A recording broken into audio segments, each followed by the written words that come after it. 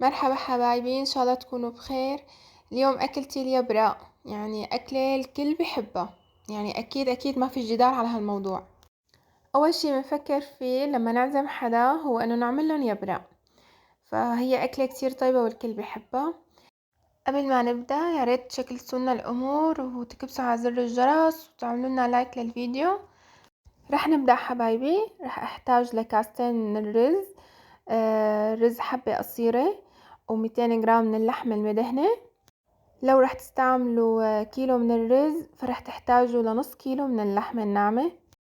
نسيت خبركن انه اذا ما عندكن دهنة او اذا كانت اللحمة ما لها مدهنة، فيعني يفضل انه تحطوا معلقتين كبار من الزيت النباتي.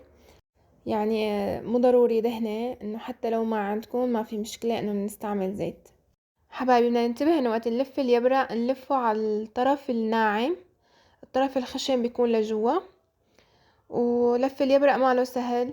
هلا انا بعد ما سويت الحشوة صار وقت اني انا لف اليبرق، وقت الجد ووقت التعب هون ببلش. فانا رح اشتغل فيه اليوم، رح اسهر عليه ورح تساعدني فيه بنتي، وان شاء الله هيك يعني بيمرق بساعة زمان منخلصه.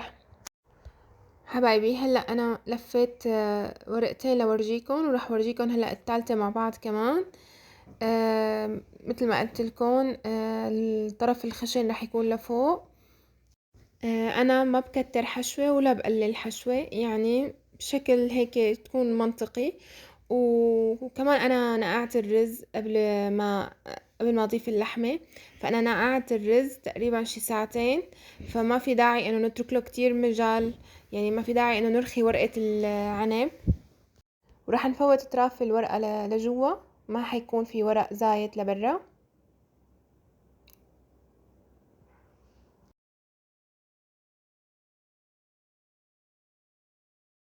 وهيك خلصوا، راح احطهم بعلبة بالبراد لتاني يوم.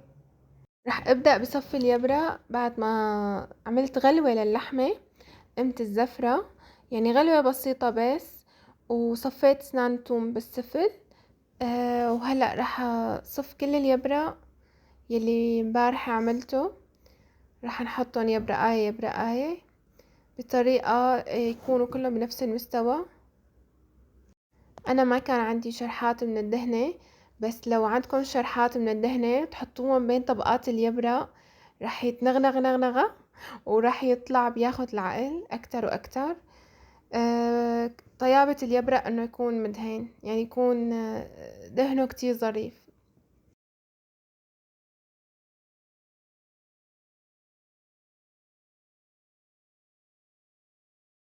هلا رح نضيف توم مدقوق كمان، ورح نضيف كمان معلقة كبيرة من الملح، ورح نضيف عصير الليمون، ليمونتين.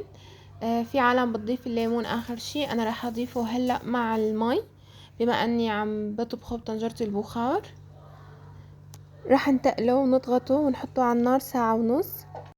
بس سمعنا طنجرة البخار صفرت رح ننوز تحته، وعلى حسب ورق العنب ان كان اخضر ما رح ياخد وقت طويل بالسوا. وهلأ انتهت وصفتي حبايبي، ما تنسوا تشكلوا لنا الامور. سلام.